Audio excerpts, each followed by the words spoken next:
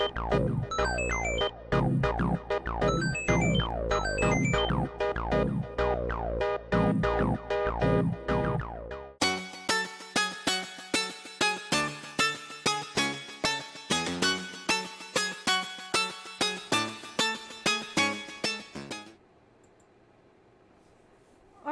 good evening everybody. It is Monday night here at Beyond the Airwaves Leveling Up.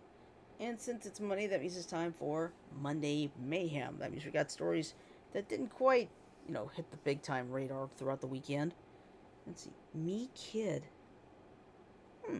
Okay.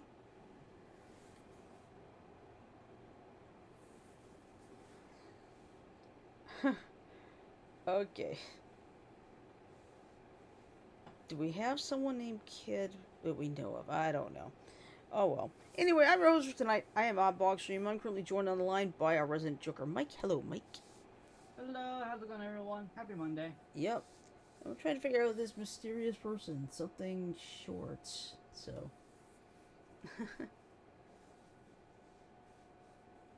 That's weird. Okay, it looks like that person left. Oh well. Oh well. Oh. Sorry. Oh, yeah, tired today. But yeah, I actually had to work on Saturday. Had to do something to get something done for this morning. That's all I'm gonna say because it's that little rule of confidentiality. But yeah, I got some work done over the weekend.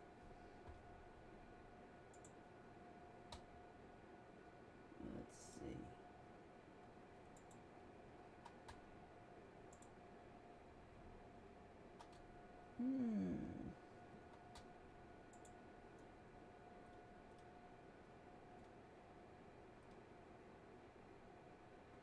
Let's see.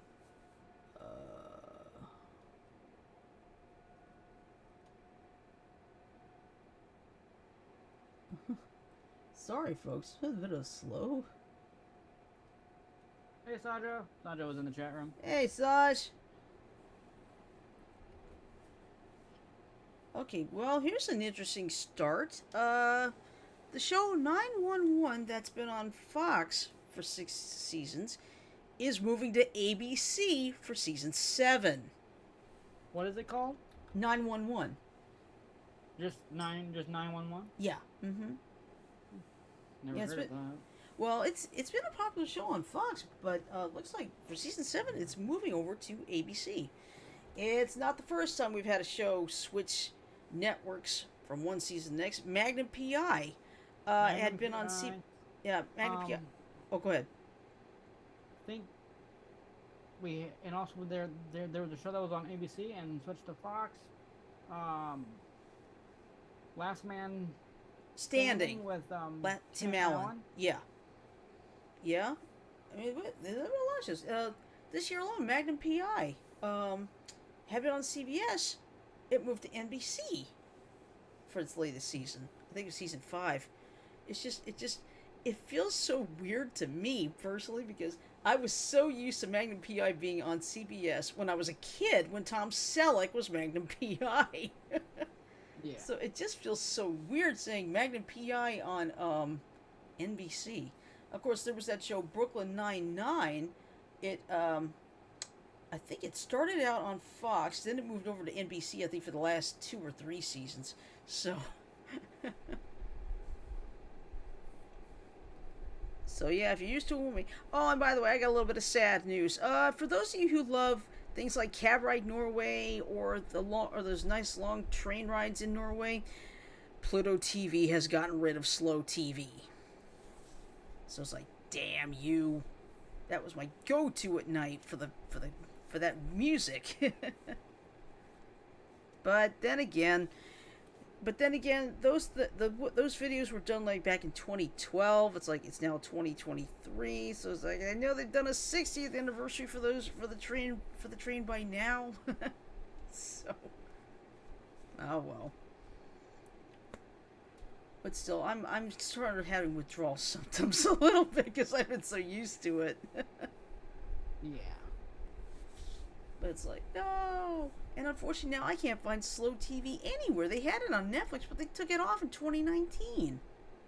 So now I'm struggling to find it anywhere, like on YouTube. But all they have is like the full season, like one winter or fall or spring or summer. They don't have like the whole thing with the music. But Yeah. somebody had posted like the first part of it that went up to where Cabaret Norway starts on on when it started on YouTube. I'm sorry, Pluto TV. But apparently he couldn't post the other part because of that fact. And but at least now that it's gone, maybe he's got a shot he can post it again.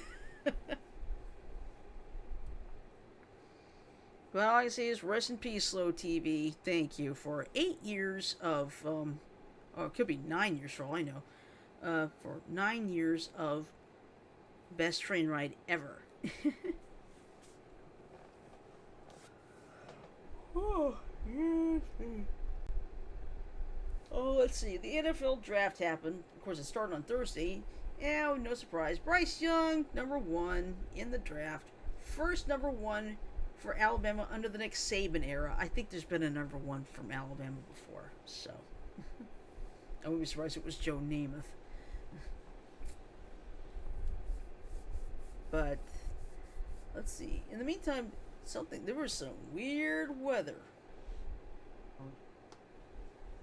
Yesterday alone in Virginia Beach, Virginia, an EF3 tornado?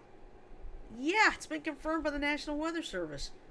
An EF3 tornado, winds of 140 to 150 miles an hour, struck Virginia Beach, which is very unusual. In fact, I think I read somewhere it's like one of the strongest tornadoes they've had in about 9 years.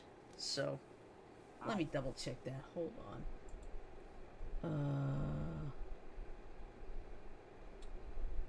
Okay, make that 6 years. An EF2 hit the area back on March 31st, 2017. So. But there is one good blessing out of all this. No injuries, no fatalities. Thank God. Thank goodness. But, of course, naturally, you'd get those trolls saying, "Don't interrupt my basketball game." Screw you. Exactly. If you want to die, be my guest. Yeah, in my I hate case, saying that, but yeah. Me, you know how I am. I'm always going to keep saying this. I don't care if it's the Alabama-Auburn game. If the TV station has to interrupt for severe weather, I'll go watch the game online or on my tablet or get the highlights later. exactly. Because I'm sorry, saving lives is a lot more important. Agreed. I And agree with you. yeah, and it's like, let's say I'm watching a TV show I really like, and it gets interrupted. It's like, okay, let him interrupt. I'll find a way to watch it online. There's more than one way to do everything. The biggest problem is people are like, oh no, I want to see it live right now. Blah blah blah blah. Well, some of us can't. Exactly. I mean, after all, I work at an 8 to 5 job, so it's not like I can go home and say watch a soap opera. Then again, of course, I don't usually watch soap operas anyway.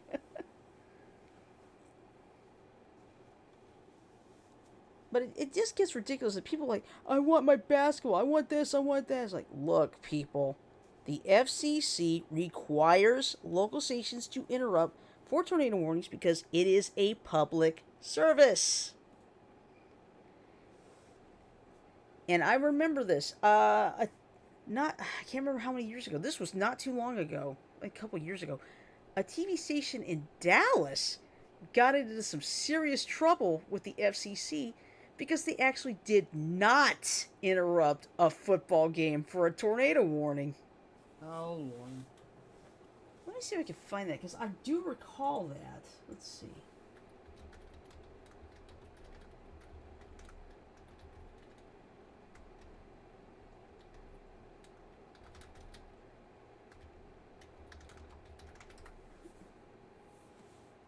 It was back in 2019.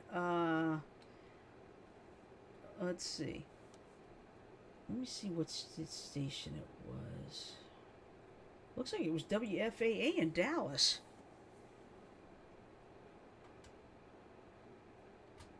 Oh, give me a break. I hate it when it does that. We're trying to read an article. It never works. Let's see.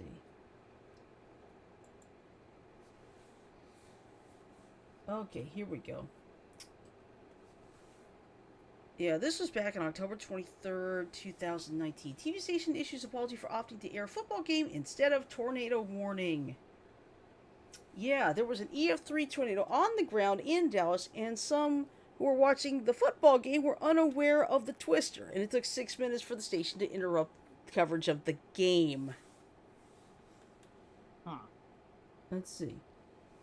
Although our meteorologists were tracking thunderstorms across the area when the National Weather Service issued a tornado warning for Dallas County, we delayed breaking into programming for 6 minutes. Our meteorologists were also streaming live weather coverage throughout the evening on our website. I'm not going to say the site. We also alerted the football audience to our weather live stream throughout the game. When it comes to dealing with severe weather, we know that seconds matter. We should have broken into football programming sooner. We apologize and want you to know that we're doing everything in our power to make sure this does not happen again. Now, What did I miss? oh, Hey, Jan. hey, we were talking about that tornado that hit Virginia Beach yesterday. Okay. Did you mention the haboob that hit Oh no, near that's right. Springfield? Yeah, there was a haboob that hit Springfield, Illinois, which caused a horrific multi-vehicle accident that killed 6. Two semis caught fire too. Yeah. Because let's face it, who associates a haboob with Springfield, Illinois? Yeah. Hey, our weather's been going sideways for quite a long time. Yeah. Need I say more? Nope. Nope. Okay. And it was as bad as the one in Arizona, the one that hit the Phoenix area a couple of years ago. Mm-hmm. Couldn't see nothing. Yeah. Well, let's see. Oh, I was talking about when, when people get upset when TV stations interrupt their sports or their TV show for severe weather coverage. Well, I think this is the rule that's finally going to get them to shut up. According to FCC rules, broadcasters must inform the public with both visual and audio format of emergencies, which include tornadoes. Although an on-screen graphic and an emergency alert tone satisfies the requirement, many stations opt to fulfill the requirement by breaking into regular programming. Well, you know what? If it saves even, one life, then it's worth it. I know, and like I said, I was telling him earlier, I don't care if it's the Iron Bowl. I don't care if it's the Alabama Auburn game. If they got to interrupt, I'll go watch online, or I'll get the highlights later. Right. Because saving lives is a lot more important. Yeah. Hey, can I mention that one thing I told you about? Yeah, what is it? About the shortage of the Pokemon cards and what the dealers in yes! Akihabara are Oh, yes, are doing? yes. Okay, Yes. you know there's a shortage of Pokemon trading cards, right, Mike? No, I do not actually. Well, there is a severe shortage of Pokemon cards. And shops in the Akihabara district will not sell the cards to adults in order to give the kids a chance to enjoy the game. That's nice. Let's see if I can find that article, all right? Okay. Because they change ever so often. Mm-hmm. I may be able to find it. Hold on. Pokemon card shortage 2023.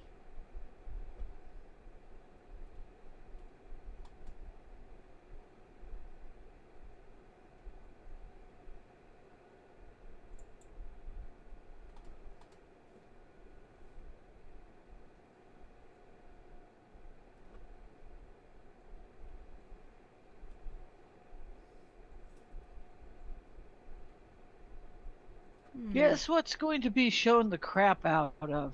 What? Okay, here it is. Okay, It's not exactly the same article, but that's fine. and it's on the Gamer. Pokemon card store bans adults after scalpers ruin everything. Oh yeah, because they're selling them at outrageous prices. A Pokemon card store in Tokyo's Akihabara district has restricted the sale of the latest Pokemon TCG release, limiting kids to 10 packs per day and barring adults from purchasing the packs at all. Mm-hmm. The release of Pokemon's latest expansion, Clayburst and Snow Hazard, has plunged the Japanese market into absolute turmoil. People were lining up around the block when the sets were on sale a few weeks ago, and many of them were waiting in line just so they could purchase boxes to resell online. Mm-hmm. Clayburst and Snow Hazard boxes were being scalped for thousands of dollars, putting them well out of reach of most children. Mm-hmm. Okay, I let me believe it. scroll down. Let me I scroll absolutely down. believe it. Okay, well, hold on, I went down too far. In order to bring these packs back to their intended audience, Hareruya 2, the world's largest Pokemon TCG store, at least according to them, created a section of its store that banned adults from purchasing new packs. This is a limited edition for junior high school students and younger, the sign read, with the accompanying tweet explaining staff will ask to confirm a buyer's age. The store also limits everyone to 10 packs per day, and once the available supply is gone, that's it for everyone. Mm. But I don't blame them. No, I wouldn't I either. don't either. I would not either. You know, I All don't right, play. there is- I don't play Pokemon, but if I did, it's like, you know what, kids There first. is a tweet. There is a tweet, but it's in Japanese, Oh, and I can't read kanji. that's all right. Kanji. Oh, It's kanji. kanji. Yeah. Oh, all right. Okay, Who the is it? article's not done yet. Oh, I'm sorry. Go ahead. Hareruya 2 explained its reasoning for barring adults from purchasing the new packs. I had to shorten it a little. In an interview on Live Door with translation courtesy of Kotaku, many shops exhaust their entire stock of Pokemon cards as soon as they go on sale, and people active late at night or early in the morning always seem to buy the cards, the store wrote. By allocating half our stock for general customers, shops can continue to sell the cards to students and young children. Selling goods to children not only pleases them, but their parents as well. We feel this method of sales enables us to satisfy the greatest number of customers when the items are in such limited supply. Mm-hmm. Makes sense. Yeah. The Pokemon TCG has taken some strange turns in recent weeks. Not only has the game's popularity caused people to line up for hours, come on, Eyeshine, before release, but it's also created a criminal enterprise where thieves steal cards right from the factory and sell them to card stores. One report from a few weeks ago detailed how thieves with access to the Pokemon TCG production facilities made off with valuable Fusion Strike cards and offered to sell them to a card store at a discount. Sensing something amiss, the store contacted the Pokemon Company, which were able to track down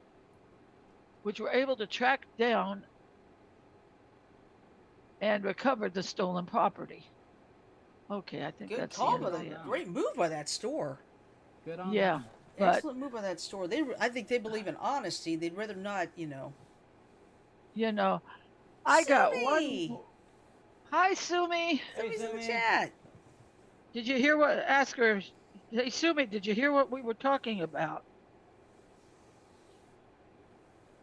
It probably has. Just give her a little bit. Yeah, Oh. that's fine. I guess Shirley already knows this. There's this sign. Which I got to ask Jack if he saw it.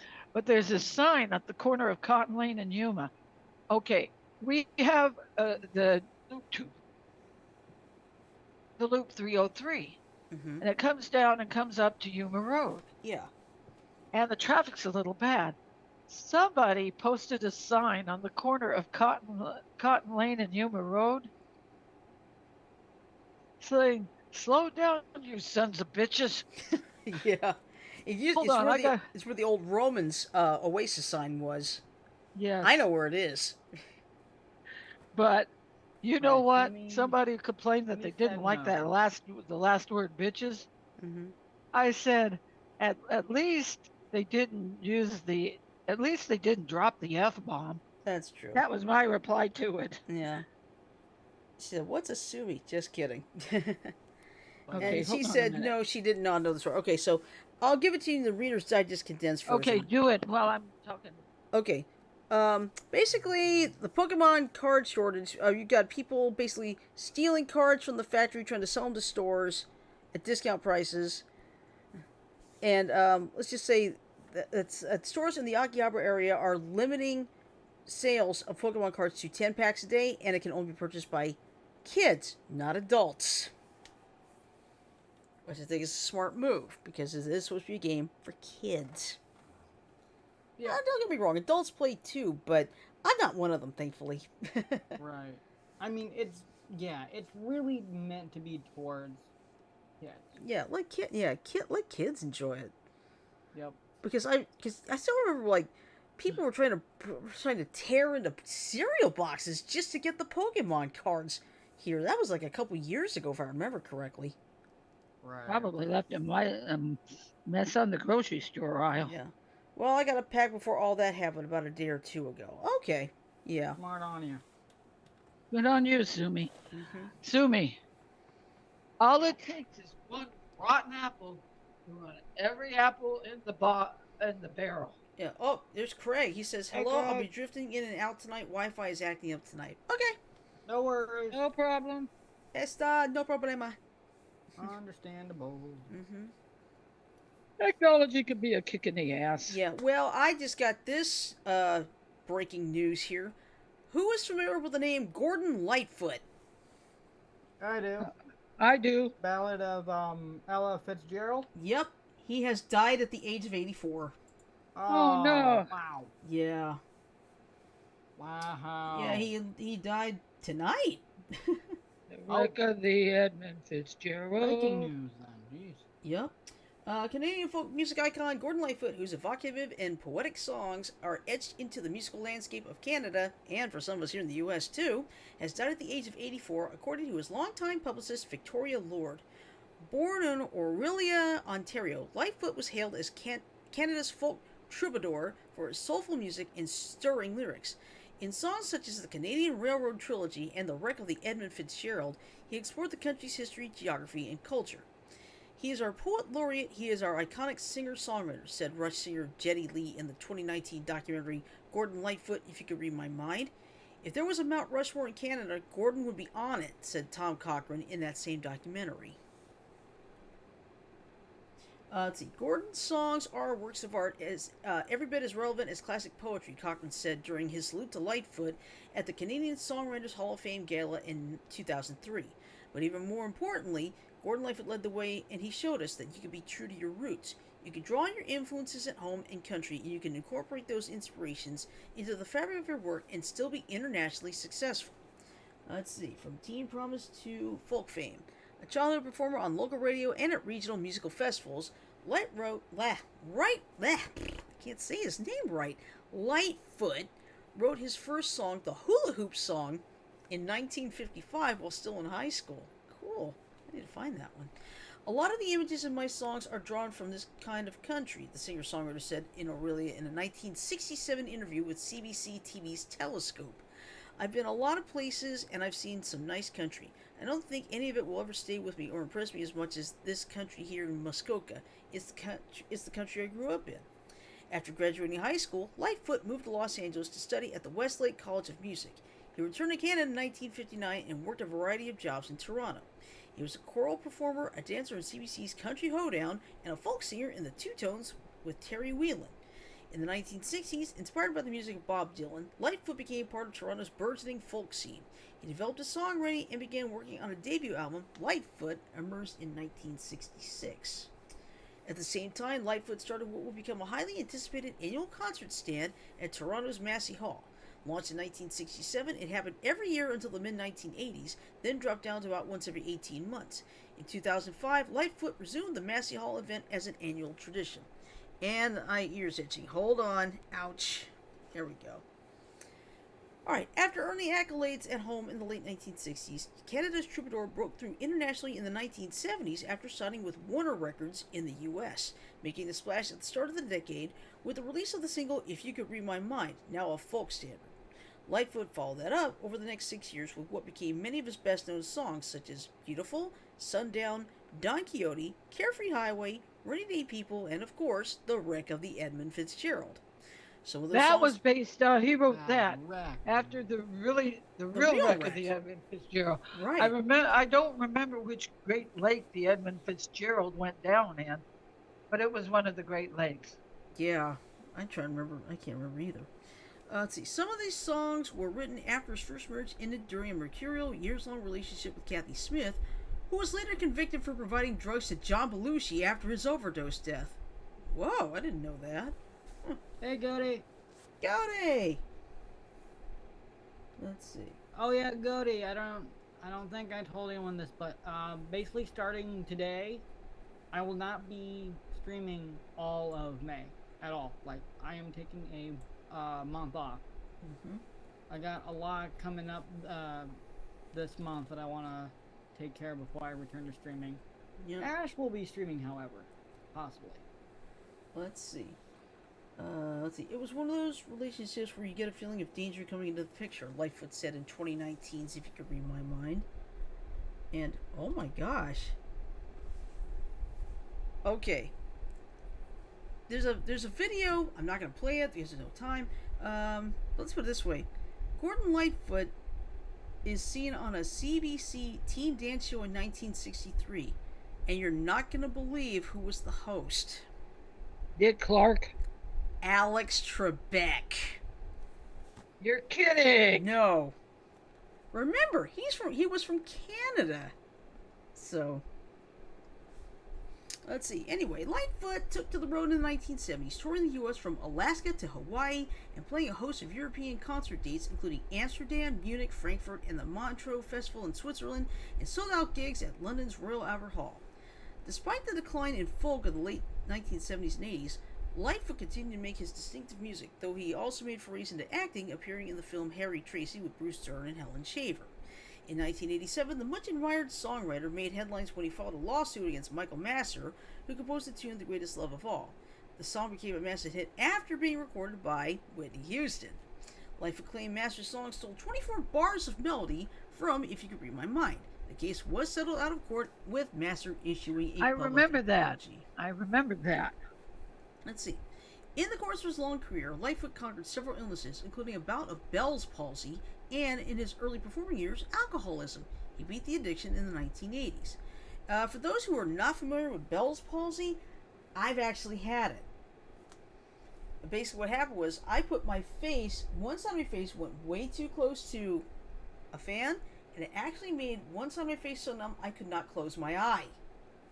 I actually had to wear a patch for a couple of weeks. And I know of other people who had it, and in some cases it's like it's in their heart, and that kind of scares me. Alright, so anyway. In September 2002, the country was on tenterhooks when news broke that Lightfoot had been airlifted to hospital with severe severe stomach pains just as he was about to take the stage for a concert in Aurelia. The singer had suffered a ruptured artery in his stomach, had to go through several rounds of surgery, and was in a coma for 6 weeks.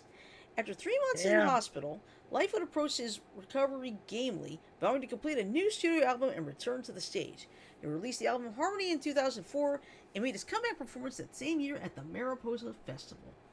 Though he suffered a minor stroke in 2006, which temporarily left him without the use of some fingers in his left hand, he persisted with a regimen of regular guitar practice and gym workouts aimed at keeping him in shape for the road. He took the premature report of his death in 2010 in stride, and later performed a high-profile Canadian Songwriters Hall of Fame concert with the Tragically Hip's Gord Downie while maintaining his own touring schedule. Excuse me. Let me grab my bottle of water here.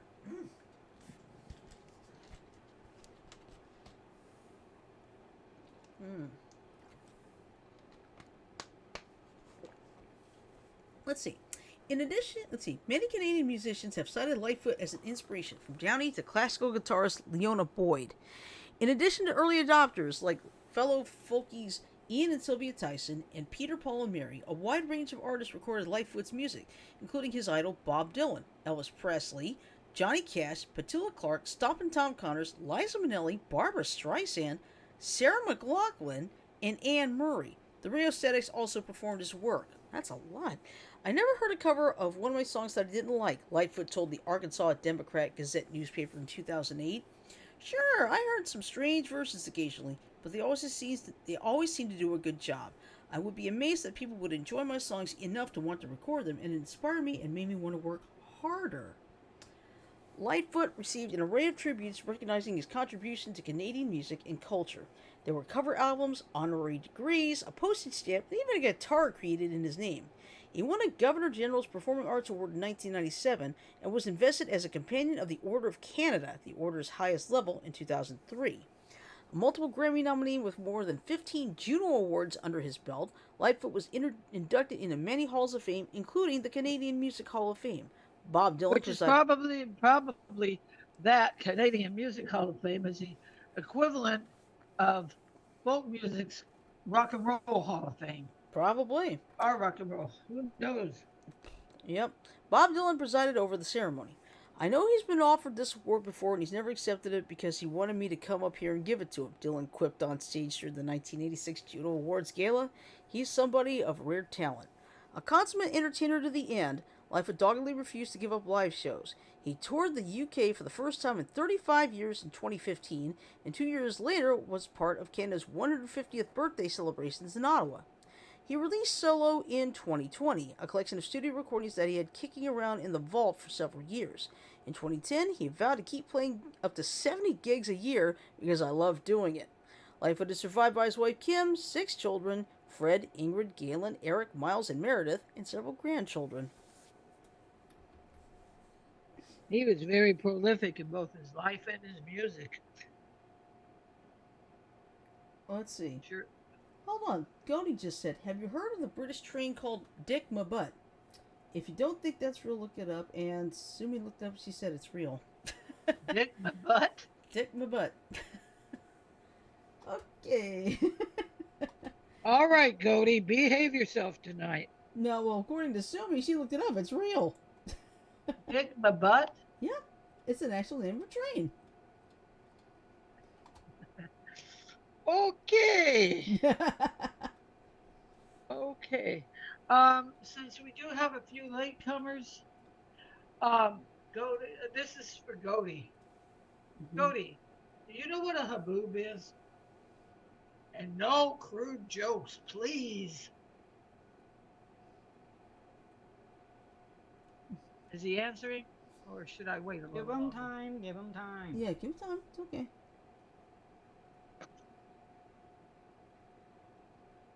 It is actually real. A Great Britain Rail Freight, or GB Rail Freight. Here's the deal with Britain's dirtiest train. I'm not gonna read it, but that's why I found it. Mm-hmm. Yeah, it's real. Yeah, Sumi is correct on that one. All right. Anyway, forget the question. But we did not have any excitement today. Mm. Oh yeah, I Yeah. forgot. Thursday's the 4th. You know, May the May the 4th be fourth with be you. with you. And then there's Revenge of the 5th. I don't know if they're calling it Revenge of the 5th or Revenge of the 6th, because think, Revenge of the 6th is close to the Sith, right? Right. But what's funny is, there's not only that going on, you also on Friday, you got Cinco de Mayo, and it also happens to be National Science Day. So. Oh, I went through my Roku this morning, Uh-huh. and they have a lot of Science Channel shows I like. That's I good. just saved them into my favorites. Mm-hmm. But yeah, there's a lot going on this week. Got May the 4th. Cinco de Mayo. Yeah, Cinco de Revenge Mayo. of the 6th. Revenge of the Revenge. 6th. Yeah. I think they've already had. I don't know if they've already had a Star Wars night here at Biscuit Stadium for the Montgomery Biscuits. So, because I think they're on the road this week, so that's why they're not doing it on May the 4th. I think they're on the road this week. So, that's all right. Let's see. But yeah, that's sad about Gordon Lightfoot because I like that song, "The Wreck of the Edmund Fitzgerald."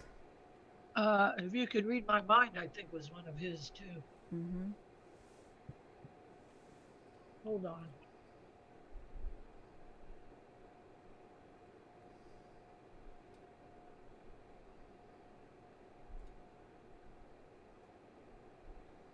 Let's see.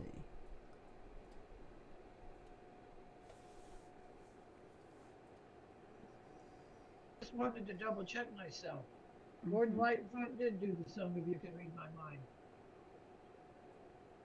But his most memorable tune was The Wreck of the Edmund Fitzgerald. Yep, that's right.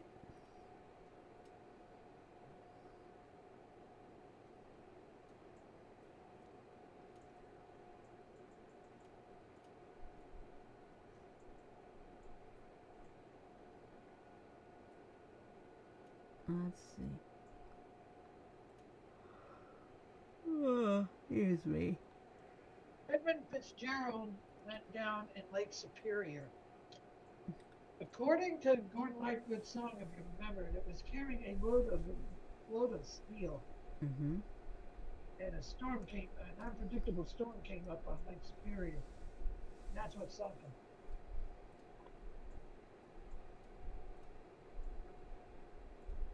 Got you. But just trying to think. Let me go see if I can find some. That's fine.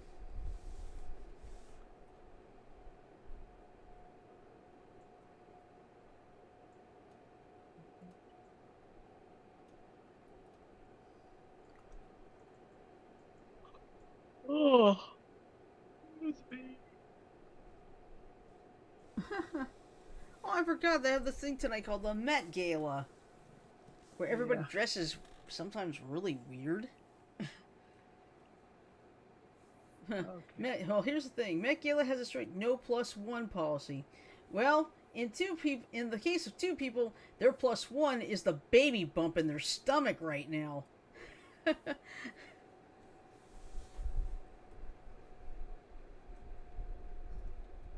see.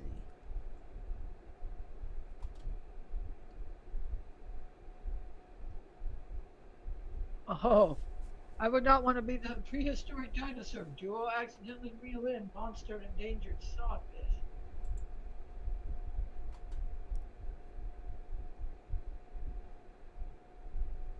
Oh my God! This is get ready to get upset. Ready for this? This is out of South Carolina. Bride killed and groom injured by speeding DUI driver after wedding in South Carolina. Oh, man. Yep. So, here's what happened. A bride leaving her wedding reception was killed when a woman driving under the influence and well over twice the speed limit slammed into the back of a golf cart on a South Carolina beach road, authorities said. Data retrieved from Jamie Lee Komorowski's rental car indicated that she was driving 65 miles an hour and only briefly hit the brakes before she hit the golf cart around 10 p.m. Friday on Folly Beach, investigators said. The speed limit on the island... The speed limit on the island near Charleston is 25 miles an hour. So, yeah, that's crazy. Samantha Miller... Did you hear when I mumbled under my breath? Yeah, I heard you. Samantha Miller, 34, of Charlotte, North Carolina, died in the wreck, according to the Charleston County Coroner's Office. Miller had just gotten married hours earlier, Folly Beach Public Safety Department Director Andrew Gilreath said. 3 others in the golf cart, including the groom, were injured. Gilreath said the golf cart had lights and was legal to drive at night. The groom's mother created a GoFundMe page to pay for her daughter-in-law's funeral and her son's medical bills. Included a photo of the newlyweds running under sparklers just before the crash. Jackass bitch. I hope they get her good. All right, let's see. Okay. Oh, hold on, I'm not finished yet. Let's see. It also had a photo of groom Eric Hutchinson in the hospital where he was recovering from a brain injury and numerous broken bones after the golf cart rolled over several times and was thrown 100 yards. At the hospital, at the hospital. Annette Hutchinson wrote that she was handed a bag with her son's wedding band 5 hours after his now dead wife put it on his finger. Komorowski, 25, is charged with reckless vehicular homicide and 3 counts of driving under the influence causing death. She faces 1 to 25 years in prison on each DUI count. That means there's a chance she could be sending up to 75 years in prison. Komorowski remained in the Charleston County Jail this afternoon, and records did not indicate if she had a lawyer. That makes me mad. Yeah, just after saying I do. Yep. And running through the sparklers. Ah. It just goes to show you, folks. You drive drunk, that's the consequences. You could get yourself hurt or pay. Yep. Or get someone killed. Right. You know, this is my article.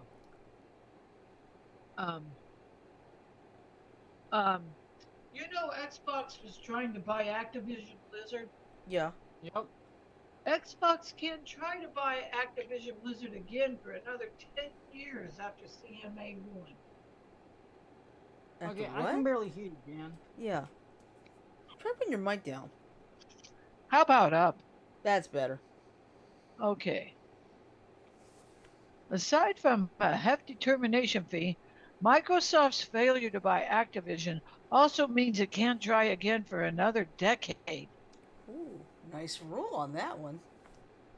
Yeah, Microsoft is... Never mind. The Competition and Market Authority... Okay. In other words, they stopped Microsoft from becoming a monopoly. Yeah, I'll be back in a minute to read the article. Okay, that's fine.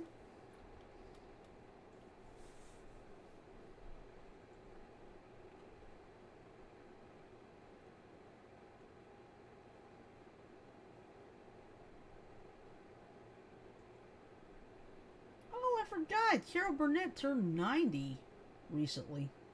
Wow. So...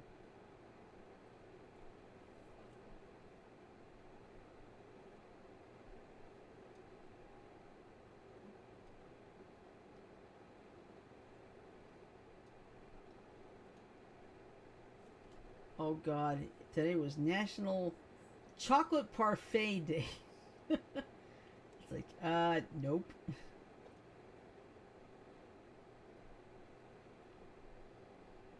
Oh yeah, since we've got the May the 4th coming, there's already a lot of things going on Star Wars related. Like, I think Culture Fly's got a 20% off sale on exclusive Star Wars merchandise, so That's not surprising, honestly. Yep. Oh my God, where is this warp drive?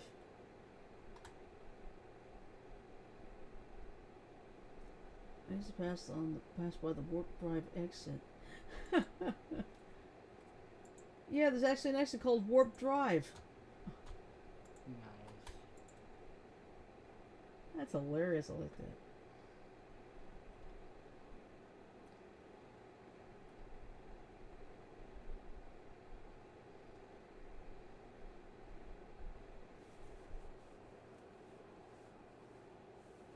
Oh, they got stuff. They have stuff for Apple Band, but not for Fitbit. It's like, I find it's like a Sailor Moon Fitbit thing.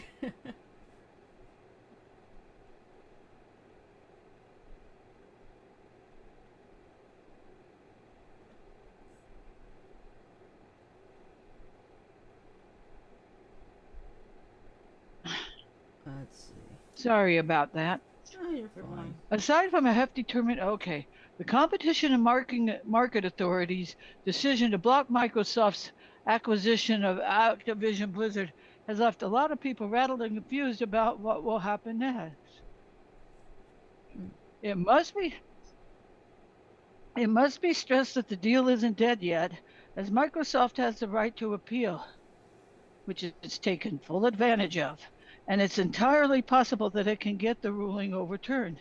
However, if things fall in favor of the CMA, then not only does Microsoft not get Activision Blizzard, but it can't try to buy it again for another 10 years.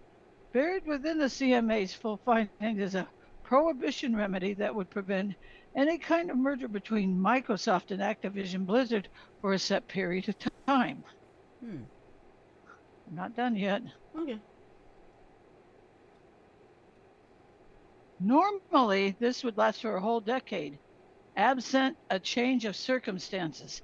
That's vague enough for that there might be some wriggle room, but on the face of it, if Microsoft don't buy them now, they can't try again until the space year 2033.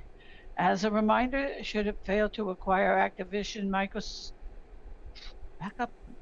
As a reminder, should it fail to acquire Activision, Microsoft will need to pay the Call of Duty company a termination fee of $3 billion, about 2.4 billion pounds. That's significantly less than the 69 billion initially offered. But that still leaves Microsoft $3 billion out of pocket and nothing to show for it. Not to mention all the money it spent on advertising the acquisition in newspapers and on the London Tube, which clearly didn't work on changing the CMA's mind. Okay. Even if Microsoft is willing to wait a decade to try this all over again, there's no guarantee that Activision Blizzard will still be available. Another company could swoop in and buy it out in the meantime. The main reason the CMA blocked it is because it feels Microsoft has too much of a foothold within the cloud gaming space and believe owning Activision would only grant it more control. But that wouldn't necessarily be true of another suitor. You were right, Shirley. Microsoft would have a monopoly. Yeah. While regulatory bodies worldwide have had a say on the deal, it's never been entirely clear whether Microsoft needs approval from every single one or not to finalize the acquisition. Had somewhere like Ukraine or Chile opted to block it, would it have caused as much of a commotion? Excuse me. The BBC's report suggests that ultimately Microsoft needs the go-ahead from the UK CMA, the European Commission, and the US's Federal Trade Commission. If it's those three that truly matter, that explains Microsoft's rather surly reaction to the CMA's decision. While the European Commission is predicted to approve the deal, the FTC has been Microsoft's other main roadblock. The FTC has not been shy about its skepticism of the deal, filing a lawsuit to block the acquisition near the end of 2022.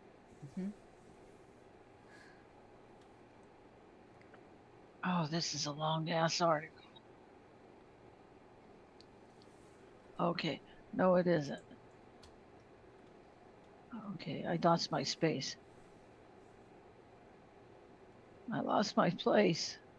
Take your time. Ah. It's okay. Don't worry about it. All right? Just relax. Breathe. Okay, I'll just start from here. Main reason the CMA blocked it is because it feels Microsoft has too much of a foothold within the cloud gaming space. Sorry about the repeat. And believes owning Activision would only grant it more control, but that wouldn't necessarily be true of another suitor. That's where I was. While regulatory bodies worldwide have had a say on the deal, it's never been entirely clear whether Microsoft needs approval from every single one or not to finalize the acquisition. Had somewhere like Ukraine or Chile opted to block it, would it have caused much of a commotion? The BBC's report suggests that ultimately Microsoft needs to go ahead from the UK's CMA, the European Commission, and US's FTC, Federal Trade Commission. If it's those three that truly matter, that explains Microsoft's rather surly reaction to the CMA's decision. While the European Commission is predicted to approve the deal, the FTC has been Microsoft's other main roadblock. The FTC has not not been shy about its skepticism of the deal, filing a lawsuit to block the acquisition near the end of 2022. The CMA's ruling makes the FTC's efforts much easier, so Microsoft now needs to work extra hard to appease both regulatory bodies. Although we can't imagine they're helping their chances when Microsoft Vice Chair President Brad Smith is making thinly veiled threats and Activision boss Bobby Kotick is insinuating some sort of conspiracy between the two regulatory bodies. Sounds like you know who all over again, doesn't it? Yeah. Okay, and that was the end of the article. Okay, that was the end of the article. Okay. I wouldn't mind having a piece of that pie, but if it means going through all that bullshit, then guess what? What? I'd rather not. What about you, Shirley? Yeah.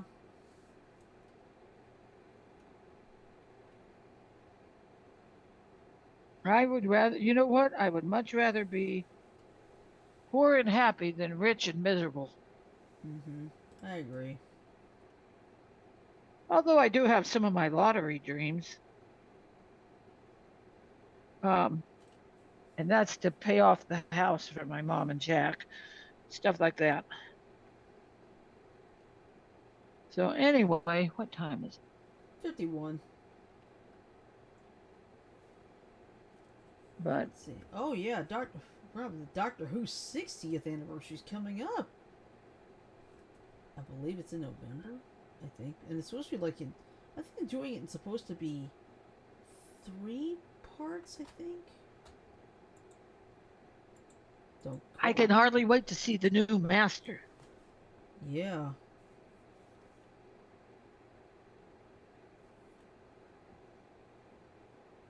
I can hardly wait to. What was his name?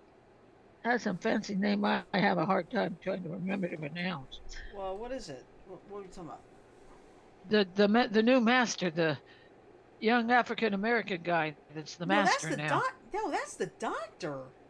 Okay. I know Gott was his last name. I know his first name was spelled N-C-U-T-I, but I forgot how it's pronounced. Yeah, that should be interesting. Hey, if they could make the master a female, Yeah. why not making a black doctor? Well, I know. I mean, that's what I mean. I think it's Nkudi Gautwa, I think is the guy's name. Oh. Yeah. Oh, listen to this.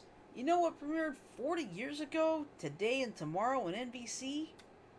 What, Knight Rider? No, the first miniseries for V. Remember? Diana's crazy hair? That's what we were just discussing. Yeah, when Diana's hair kept growing every episode. I watched Deal or No Deal on Game Show Network today. Uh-huh. And they were describing the 80s hairstyle. You know? Yeah, how everybody's hair was big. Big. Men and women. Yeah. What is the one thing you remember about the 80s? Oh, God. Let's see. Oh. Big hair, lots of cartoons I loved that back then. Of course, every cartoon was like a big old, advertisement. Right? That's the problem with a lot of parents. That's why a lot of parents didn't like Saturday morning cartoons. Well, you know what the main advertisement cartoon for little kids is now? What? Paw Patrol. Yeah. They come up with, let's see, they have the regular Paw Patrol, Rubble and Crew, which is Rubble's family, Motor Pups, Big Rig Pups, all these different scenarios that look for an excuse just to sell, is to sell toys. Yeah. But the one thing I like about Paw Patrol, yes, don't judge me. I'll watch it once in a while. No, it's fun. I still watch my fair share of tunes too. I was referring it to the audience. Yeah. But you know what I like about that show? What? Teamwork. You know. And they eventually get a kitten for a teammate, a cat, Nothing wrong with that. you know, but it teaches a lesson: teamwork, friendship. Yep. But Oh yeah, I forgot about this. The Super what? Mario Brothers movie becomes the first $1 billion plus film of 2023. It's already made nearly 500 million in the U.S., but it's already made Woo! over 1 billion in the world. I However, got. Go ahead and finish. yeah. However, I I will just tell you this right now: Super Mario Brothers movie at the top now, but guess what's coming on Friday? what? Guardians of the Galaxy Volume 3. Yeah, and the local movie networks on cable and satellite are going to. I got one more article to read before we go. Okay, go ahead. Go ahead. Most expensive Yu-Gi. This is from Screen Rant, so I think it's legit. Most expensive Yu-Gi-Oh card sells for a record-breaking price. Okay. There are rare cards in every trading card game, but Yu-Gi-Oh has one unique card called Tyler the Great Warrior that just sold for over $311,000 via an eBay auction on April 29th. That was Wow. just April 29th, making it the most expensive verified card purchase in the game's history. The original owner of the card, Tyler Gressel, had previously been offered $75,000 for the card in 2015, but he chose at that time to keep it a while longer. The eBay auction received 179 bids before the winning sale of $311,211. Damn.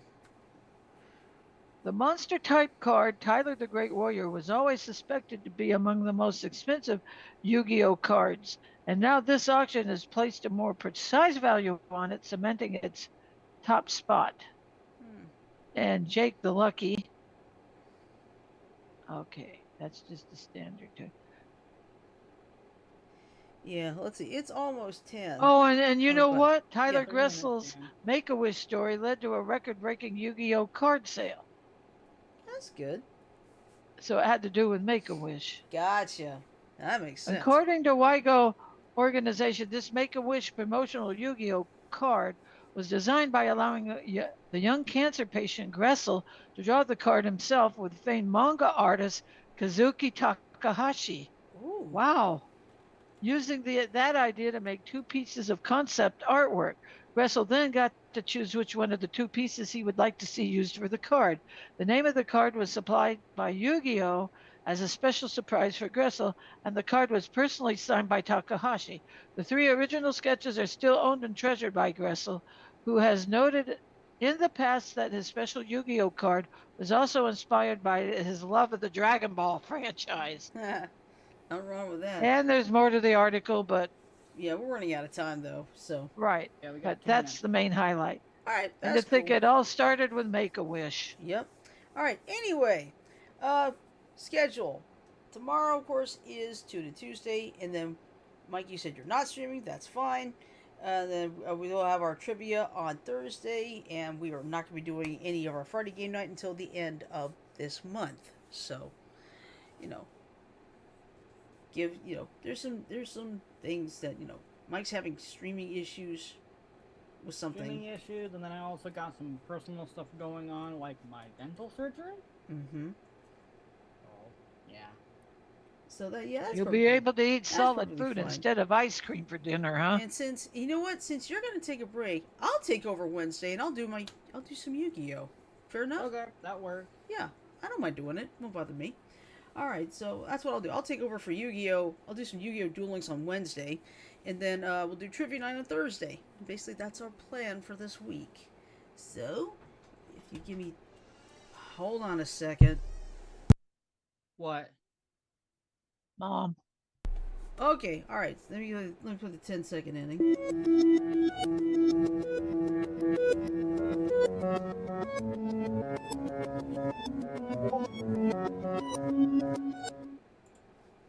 All right. Alright, so that in mind, I'm going to say love, peace, and chicken grease. Everybody have a good night. Sleep well. Stay safe. And we'll see you tomorrow for Tune In Tuesday. Night, everybody. Good night, everybody.